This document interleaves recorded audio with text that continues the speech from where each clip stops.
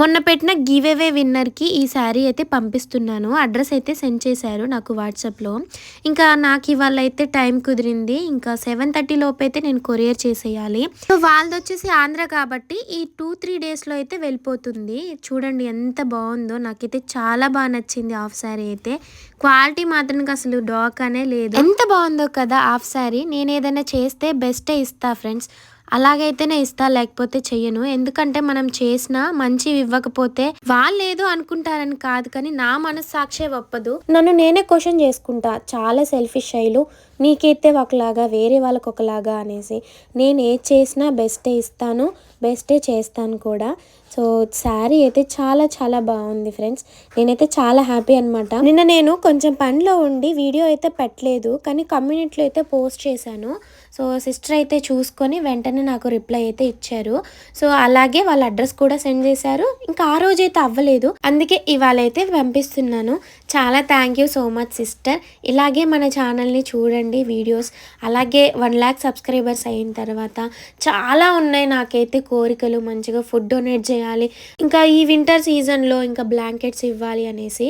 నిజంగా నాకు ఆ కోరిక ఉన్నా ఇచ్చేంత స్టేజ్లో అయితే నేను లేను.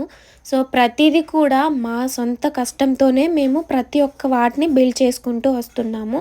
కానీ మాలో అందరిలో కూడా ఏదో ఒకటి చెయ్యాలి, మేము మంచిగా ఉండాలి, ఇటు నలుగురికి యూజ్ అయ్యేలాగా వాళ్ళకి కూడా హెల్ప్ చేయాలి అని ఉంటుంది మాకు. మా ఇద్దరు మనసులు ఒకటే అనమాట. మా ఆయన అయితే నేను ఏదైనా పని చేయాలనుకుంటే చేసేసే అంటారు, అదొద్దు ఇలా కాదు అనేది అనరు. ఎవరికైనా హెల్ప్ చేయాలన్నా లేకపోతే ఏదైనా చెయ్యాలన్నా కూడా నేను ఎలాంటి డిసిషన్స్ తీసుకుంటానో తనకు బాగా తెలుసు అనమాట.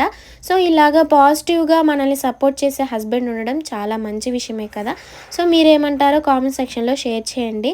అలాగే ఇంకా అడ్రస్ అయితే సెండ్ చేస్తున్నాను. సో వీడియోకి మాత్రం లైక్ చేయడం మర్చిపోకండి. ఇంకా నాకైతే రేపటి నుంచి స్టార్ట్ అయిపోయాయండి ఎగ్జామ్స్. ఒకవైపు అయితే హ్యాపీగానే అనిపిస్తుంది, ఎందుకంటే తొందరగా ఎగ్జామ్స్ అయిపోతే క్రిస్మస్ మంచిగా ఎంజాయ్ చేయొచ్చు అనేసి. ఇంకొక వైపు అయితే నేను ఏం చదవలేదు కదా, ఎగ్జామ్స్ ఎలా రాయాలి అని భయం పట్టేసుకుంది. ఏదైనా మన మంచి కోసమే అనేసి అనుకోవడం నాకైతే ఈ మధ్య బాగా అలవాటైపోయింది.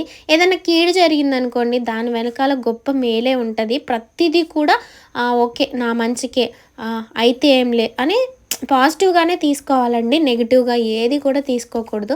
నేను పర్సనల్గా ఎక్స్పీరియన్స్ చేశాను కాబట్టి చెప్తున్నాను. బాధపడిపోయినంత మాత్రాన మనకి రాదు కదా. సో ప్రతిదీ బీ పాజిటివ్గా